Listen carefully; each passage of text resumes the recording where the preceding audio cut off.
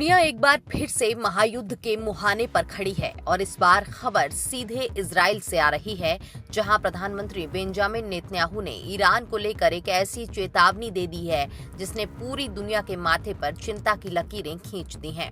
Netanyahu ने साफ लफ्जों में कह दिया है कि ईरान के साथ जो युद्ध विराम यानी सीज फायर चल रहा है वो कभी भी खत्म हो सकता है। यानी आने वाले दिनों में हम मिडिल ईस्ट में एक बहुत बड़ा धमाका देख सकते हैं। इजरायली प्रधानमंत्री ने एक बेहद भावुक और कड़ा बयान देते हुए कहा कि अगर इजराइल ने वक्त रहते सैन्य कार्रवाई नहीं की होती तो ईरान के नातांज और बुशहर जैसे परमाणु ठिकानों का हाल भी दूसरे विश्व युद्ध के उन यातना शिविरों जैसा होता जहां लाखों यहूदियों को मौत के घाट उतारा गया था। नेतन्याहू ने साफ किया कि इजराइल आज अपनी सैन्य शक्ति के सबसे ऊंचे शिखर पर है और वो अपनी सुरक्षा के लिए किसी भी हद तक जाने को तैयार है।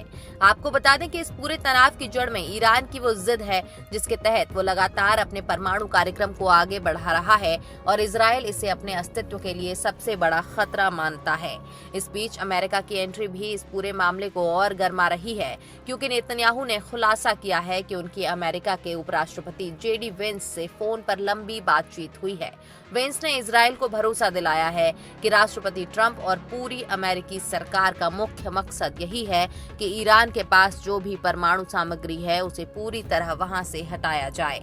अमेरिका चाहता है कि आने वाले कई दशकों तक ईरान में परमाणु संवर्धन यानी एटम बम बनाने जैसा कोई काम न हो पाए ताकि दुनिया सुरक्षित रह सके। दूसरी तरफ ईरान पर दबाव बनाने के लिए ट्रंप प्रशासन ने उसकी समुद्री घेराबंदी और नाकेबंदी करने का फैसला भी कर लिया है, जिसका इजराइल ने खुलकर समर्थन किया है। अब सवाल ये उठता है कि क्या ईरान झुकने को तैयार है? तो जवाब थोड़ा उलझा हुआ है, क्योंकि भारत में ईरान के राजदूत मोहम्मद फथाली ने एक बयान जारी कर कहा है कि उनका देश अमेरिका के साथ बातचीत करने के लिए तैयार तो है, लेकिन उसकी कुछ शर्तें हैं। ईरान का कहना है कि अमेरिका को कोई भी गैर कानूनी मांग नहीं रखनी चाहिए और तेहरान के हितों का सम्मान करना चाहिए।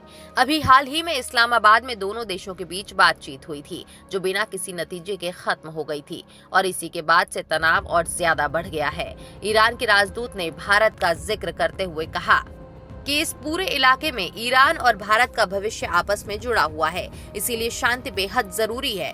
लेकिन जमीनी हकीकत कुछ और ही इशारा कर रही है, क्योंकि नेतन्याहू ने जिन यातना शिविरों यानी ऑशविट्ज और सोबिबोर का जिक्र किया है वो इतिहास के सबसे काले पन्ने रहे हैं और उनका नाम लेकर नेतन्याहू ये जताना चाहते हैं कि ईरान को लेकर उनका गुस्सा और चिंता कितनी गहरी है। फिलहाल पूरी दुनिया की नजरें अब इजराइल और अमेरिका के अगले कदम पर टिकी हैं, क्योंकि अगर ये सीज़फायर सच में टूटा तो इसका असर सिर्फ मिडिल ईस्ट पर नहीं बल्कि भारत समेत पूरी दुनिया की अर्थव्यवस्था और सुरक्षा पर पड़ेगा। अब देखना ये होगा कि क्या कूटनीति के जरिए इस संभावित युद्ध को रोका जा सकता है या फिर नेतन्याहू की ये चेतावनी एक भीषण जंग की शुरुआत होगी। फिलहाल स्थिति बहुत नाजुक है और पल पल हालात बदल रहे हैं।